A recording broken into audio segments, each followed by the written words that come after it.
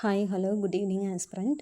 Today current affairs வந்து பார்க்கலாம். இந்தியாவின் பல கிங்டம் அப்படின்னு பார்த்தோன்னா ஹிமாச்சல பிரதேசம். இது இப்போ நடந்து முடிஞ்ச பிசி எக்ஸாமில் கூட கேட்டிருக்காங்க. ஸோ நோட் பண்ணி வச்சுக்கோங்க. தமிழ்நாட்டின் அன்புச்சோலை திட்டம் எங்கு தொடங்கப்பட்டது? திருச்சியில் வந்து தொடங்கி வச்சுருக்காங்க. யாருன்னா நம்ம முதல்வர் ஸ்டாலின் அவர்கள் நவம்பர் 10, 2025 வந்து இது ஓப்பன் பண்ணியிருக்காங்க.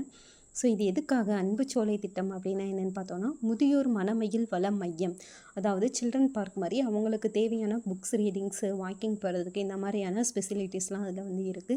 சிறந்த பொது போக்குவரத்து அமைப்பிற்கான தேசிய விருதை வென்ற நகரம் எதுன்னு பார்த்தோன்னா சென்னை. இது வந்து நேற்று என்ன நாள்னா நவம்பர் 10 உலக பொது போக்குவரத்து தினமாகவும் நம்ம வந்து செலிப்ரேட் பண்ணுறோம். சமீபத்தில் பலதாரம் மனம் எதிர்ப்பு மசோதா நிறைவேற்றிய மாநிலம் எதுன்னு பார்த்தோன்னா அசாம்.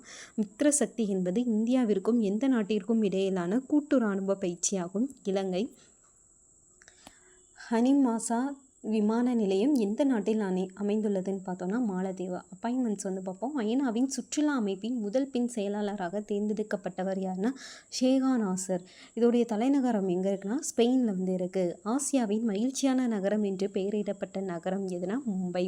ஸ்போர்ட்ஸ் நியூஸ் வந்து பார்ப்போம். இந்தியாவின் முதல் பெண் கார்டிங் சாம்பியன் யாருன்னா ஹர்ஷித் குப்தா. இவங்க வந்து ஒரு பெண் கூட கிடையாது, ஒரு சிறுமி தான். இந்த கார்டிங் சாம்பியன் அப்படின்னா என்னென்னா கார் ரேஸில் வந்து வெற்றி பெற்ற சாம்பியன் தான் இவங்க. Important days. தேசிய கல்வி தினம் எப்போது கடைபிடிக்கப்படுகிறதுனா நவம்பர் 11. அதாவது ஜவஹர்லால் நேரு அவரோட ஒரு ஃபோட்டோவில் வந்து இருப்பார். மௌலன் ஆசான் நாசர் இவர் தான் வந்துட்டு என்னென்னா இவருடைய பிறந்த தினம் தான் நவம்பர் 11, 1888. இவர் தான் என்னென்னா சுதந்திர இந்தியாவின் முதல் கல்வித்துறை அமைச்சரும் இவர் தான். இவர் வந்து சவுதி அரேபியாவில் மெஸ்ஸா அப்படின்ற இடத்துல வந்து பிறந்தார். ஸோ அதனால தான் வந்துட்டு என்னென்னா தேசிய கல்வி தினமாக நம்ம வந்து கடைபிடிக்கப்படுறோம்.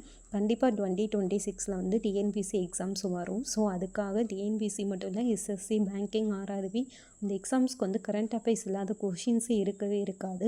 ஸோ நம்ம இதுக்கு டைம் ஸ்பெண்ட் பண்ணணும்னு அவசியமே இல்லை. நம்மக்கிட்ட கைப்பட எழுதின நோட்ஸ் கூட அவைலபிளாக இருக்குது. ஸோ ஃப்ரீ டைமில் வந்து 2 or 3 டைம்ஸ் நீங்கள் இந்த வீடியோஸை பார்த்தாலே போதும், நல்லா உங்களுக்கு மெமரி ஆயிரும்.